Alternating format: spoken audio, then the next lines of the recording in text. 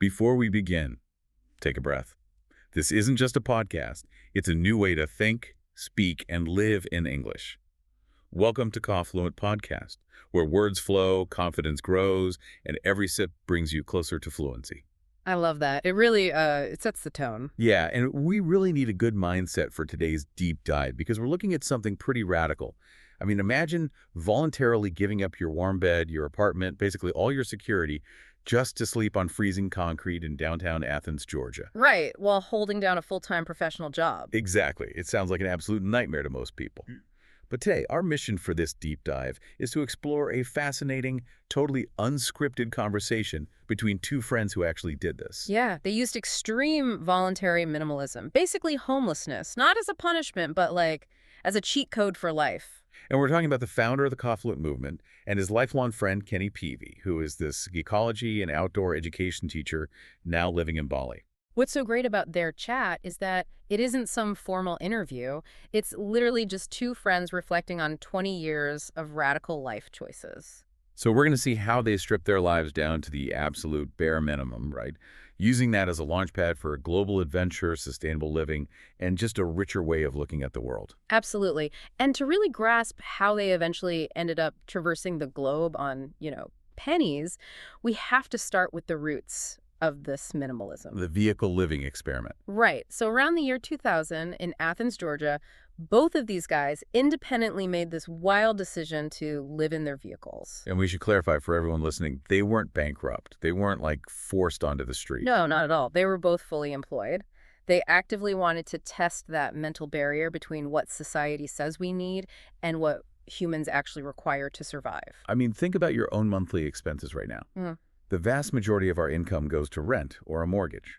Oh, yeah, easily. We are paying for the psychological safety of four walls. So by deleting that expense, this experiment was like doing a hard factory reset on a smartphone. Oh, that's a good way to put it. Yeah, by deleting all those background apps of modern comfort, rent, couches, TV, they suddenly had maximum battery life for actual human connection in the outdoors. And that reset took very different forms for both of them. So Kenny was working at a local nature center, and his setup was incredibly rustic. Right, he had that truck. Yeah, this massive big blue Ford Bronco truck. He outfitted the back with these heavy-duty plastic storage boxes he called action packers, threw in a coffee maker, and, well, that was it. Wait, but he didn't even sleep inside the truck, did he? No, most nights he didn't. He slept outside on a ground pad right there at the nature center where he worked. That is wild. He actually talks about opening his eyes in the morning and finding deer and squirrels just inches away from his face, totally unafraid of him. Which sounds like a scene out of a wilderness documentary. Like, it's idyllic. But then you look at the Confluent founders' experience during that exact same period, and it is a completely different vibe. Oh, totally. A much harsher reality. Yeah, he was living in his car, or literally sleeping right on the concrete in downtown Athens. No deer, no quiet forests, just the anxiety of the city. And that anxiety is the real hurdle, right? He talked about the constant gnawing fear of a flashlight shining in his window at 2 a.m. Ugh, the worst. Yeah, the dread of being harassed by the police or, dealing with drunk people stumbling out of bars. When you are sleeping in a car, you are incredibly vulnerable. Because a thin sheet of glass is all that separates you from the street. Exactly. But the way he hacked that anxiety is brilliant. I love this part. Right. Instead of hiding in the shadows and constantly looking over his shoulder, he completely flipped the power dynamic. He just went and talked to them. He walked right up to the local police officers. He explained exactly what he was doing, that he had a job, and he just asked them point blank, where can I park where it will be completely fine with you guys? It is such a masterclass in communication. He eliminated the paranoia by just treating the authorities like human beings and asking for collaboration. And it worked. They told him to use the unmittered spots on the edge of downtown after hours, and they never bothered him again. The existential dread just vanished. So with the dread gone and no rent to pay, they suddenly had all this free time and free capital. And we have to remember the era here. The year 2000 is firmly in the analog age. Yeah, no smartphones, no social media scrolling. Right. If you are living in a Ford Bronco, you can't just go home and binge watch television. You are forced out into the physical world. It pushed them out of isolation and into the community. Because they spent their evenings at places like Blue Sky Coffee in downtown Athens, right? Exactly. Surrounded by poets, musicians, wanderers, and reading zines. Oh man, zines. I am so glad they brought this up in the conversation. For anyone who didn't experience that 90s and early 2000s coffee shop culture, zines were essentially paper blogs. Yeah, literal stapled paper. Someone would type up an essay or a poem, photocopy it 20 times, staple it together, and just leave a stack on a coffee shop table. And people would sit there, read them cover to cover, and actually mail physical letters back to the author with their thoughts. It fostered this incredibly tight-knit, fiercely independent local culture. It really did. And once you realize how little you actually need to be happy, that standard American dream starts to look, well, incredibly restrictive. Right. Once you know you can happily sleep on a ground pad or the folded-down seat of a sedan, signing a 30-year mortgage feels like putting on a straitjacket. Which is exactly why they couldn't stay in Georgia. That local factory reset was the direct launchpad for their leap into global nomadic living. Because if you can survive in a car, an ultra-cheap apartment in Southeast Asia suddenly feels like sheer luxury. Totally. So when the Confluent founder made the jump to Thailand, he rented this Spartan little apartment near the river for under $100 a month. Wow. Under $100. Yeah. And the specific choice he made there is so interesting. The landlord offered him a more expensive unit with hot water and air conditioning, or the cheap unit with just cold water and a spinning ceiling fan. And he took the cold water and the fan without hesitating. Right. It wasn't about punishing himself, it was sheer logic. Because Thailand is blistering hot. Exactly. He pointed out that Thailand is so hot for 10 months out of the year that a hot shower is actually miserable. Why pay extra for something you don't even want to use? He was buying his freedom by keeping his overhead practically at zero. I mean, he was sleeping on woven mats on the roofs of guest houses for $5 a night while traveling. Just lying there under the open sky with other backpackers. But Kenny takes this philosophy of low-budget freedom to an entirely different, almost absurd level of adventure. Oh, Kenny's approach to Asia was purely kinetic. He didn't just want to see the environment. He wanted to physically push himself through it. Like the kayak trip. Yeah. He decided to kayak around the entire island of Phuket. It took him 10 straight days. And he wasn't doing it with, like, a massive support boat. Yeah. He was pulling his kayak up onto random beaches at sunset, doing a bit of local beach cleanup, rinsing off in public outdoor showers. Buying a plate of cheap street food. Yeah, and literally sleeping on plastic beach chairs. And that was just the warm-up. The story that really defines this era of their lives is the bamboo bicycle journey. Oh, this is wild. Kenny and a friend had these custom bicycles built where the actual structural frames were made out of thick bamboo. That's amazing. They started all the way up in Thailand, pedaled down the entire peninsula through Malaysia, crossed the bridge into Singapore, took local ferries over to Java in Indonesia, and finally rode all the way across to Bali. Okay, I'm getting totally swept up in the romance of this. Yeah. Riding a custom bamboo bike into the sunset across tropical islands. But practically speaking, Yeah. I have to challenge this mindset for a second. Think about how we travel today. We have a mild panic attack if an Airbnb host doesn't send us the digital lockbox code 24 hours before we arrive. That is so true. We need everything planned. Right. And these guys had a rule to just ride until 4:00 p.m. and then see where they ended up. No bookings, no map of hotels. Just winging it. It sounds deeply romantic, but isn't there a massive vulnerability here? If you get a flat tire on a bamboo bike in the dark and you don't speak the local language, how is this not just a recipe for a terrifying survival disaster? It is a totally valid fear, and it's the exact reason most people never attempt something like this. But the difference between a disaster and an adventure comes down to psychological framing and baseline preparedness. Okay, so what was their preparedness? Kenny explained that even though they were completely winging it, they never traveled without a safety net. What kind of safety net? We're talking about a bamboo bike that couldn't carry much gear. It was minimal but essential. They always, without fail, carried a spare liter of water, a can of tuna, and some crackers. Wait, really? Just water and a can of tuna? Just that. But because they had it, they knew they weren't going to die. Ah. Precisely. The panic we feel when things go wrong usually stems from a fear of total destitution, right? Starving or dehydrating. Right, the primal fears. When you know absolutely for a fact that you have calories and hydration in your bag. The existential terror evaporates. Getting a flat tire in the pitch black just becomes an inconvenience. It just turns into a funny story about flagging down a local pickup truck and riding in the back with a bunch of chickens to the next village. Exactly. Plus, they were in Southeast Asia, which they noted is incredibly hospitable to travelers. There's almost always a glowing 7-Eleven or a street cart selling sticky rice just around the next bend in the road. And the reward for embracing that vulnerability was massive. Because they didn't plan, they stumbled blindly into some of the most stunning locations on Earth. Oh, like that one night they rode long past dark? Yeah, they were completely lost and finally collapsed in what they thought was just a patch of grass. And then they woke up the next morning to realize they had unknowingly pitched their tent in one of the most gorgeous, pristine campgrounds imaginable. It forces you to intersect with a totally different tier of humanity. They weren't meeting tourists on these roads. Right. They met these hermit-like global nomads, people who had climbed onto a bicycle in Germany 3 years prior and just never stopped pedaling. But here's the fascinating turning point in the conversation. Endless wandering is exhilarating, but eventually the novelty wears off. It has to, yeah. You go from wanting to skim across every ecosystem on Earth to wanting to deeply, fundamentally understand just one. Which is exactly what happened when Kenny finally reached Bali. He didn't just pass through, he stopped.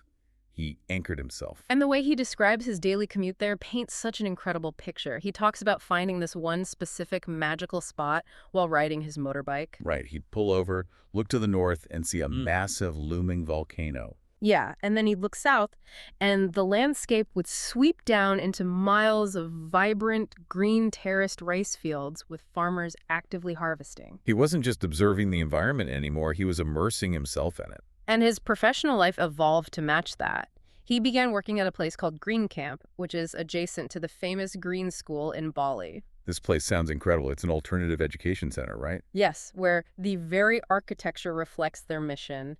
Everything is constructed from organic bamboo. The power comes from solar panels. And the core of what he teaches there is this concept of permaculture. And I really want to dig into how this works because it totally flips our understanding of agriculture on its head. It really does. In the deep dive, they contrast permaculture with traditional monoculture farming. Right, because traditional farming is, frankly, incredibly violent to the earth. You bulldoze a field, you rip up the soil, which destroys all the natural fungal networks and mycelium, and you plant thousands of just one thing. It's corn. Yeah, corn. And it requires massive amounts of synthetic fertilizer, endless watering, back-breaking labor, and then at the end of the season, you harvest it, the ground is dead, and you have to start all over again. You are constantly fighting nature. But permaculture asks a totally different question.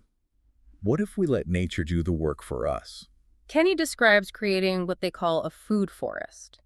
Instead of planting a field of annual crops, you mimic a natural woodland ecosystem using native, highly useful perennial plants. Plants that naturally come back year after year. Exactly. And the mechanics of it are brilliant. You design it in layers. You might have a high canopy layer of tall papaya trees. Their broad leaves provide shade, which keeps the harsh sun from instantly evaporating water from the soil. Oh, that makes so much sense. Right, and beneath the papayas, you have a mid-story of banana trees.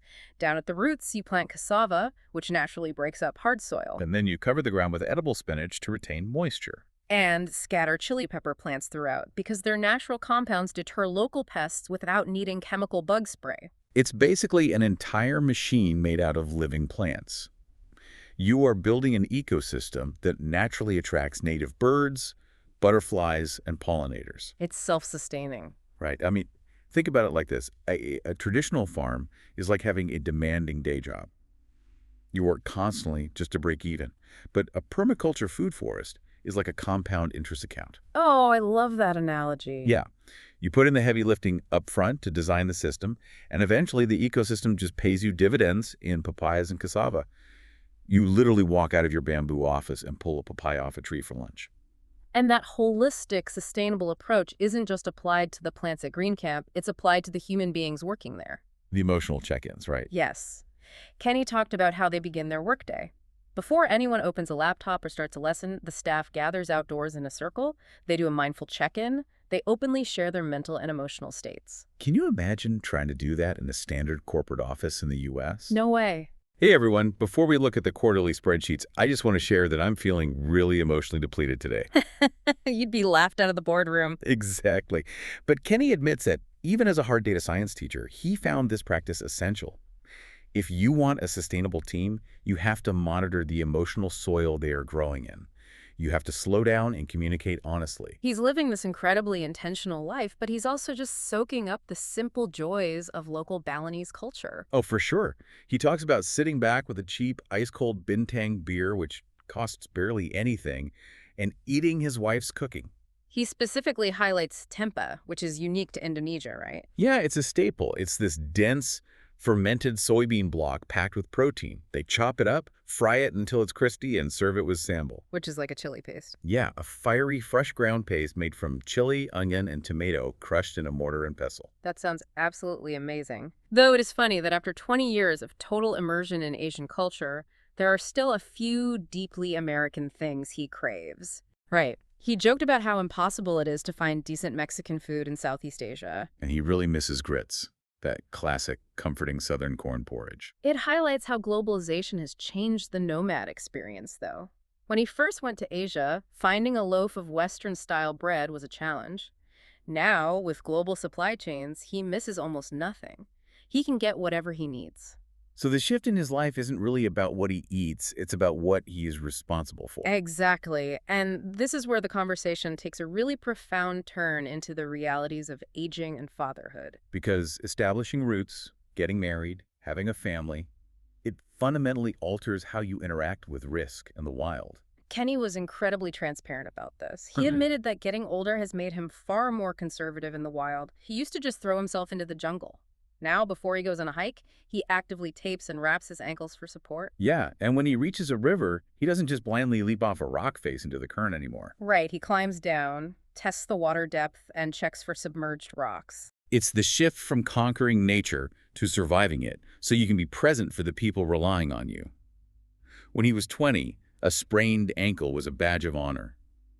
Now, an injury is a massive liability. If he shatters his leg jumping into a river, he can't work. He can't guide his students. He can't carry groceries for his family. The thrill of the risk is no longer worth the potential cost. And he draws a sharp contrast between this calculated approach and the sheer naive recklessness of his youth. Like the time he camped in the high desert of Joshua Tree. Oh, the frozen water bottles. Yes.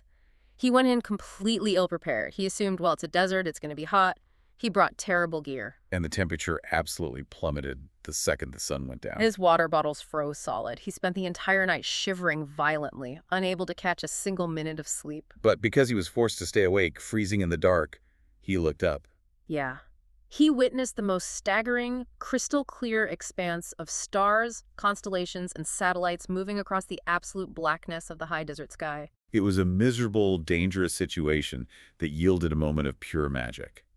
But when asked what his biggest adventure is today, he doesn't point back to the frozen desert or the bamboo bike. He says his greatest adventure is raising his 7-year-old daughter. Which is such a beautiful evolution of the nomadic spirit. The adventure is no longer about testing his own physical endurance. It's about curating an introduction to the world for a new human being. And his methodology for this is fascinating. He isn't throwing her into the deep end the way he threw himself into Thailand. Yeah, he's easing her into it. He plans now.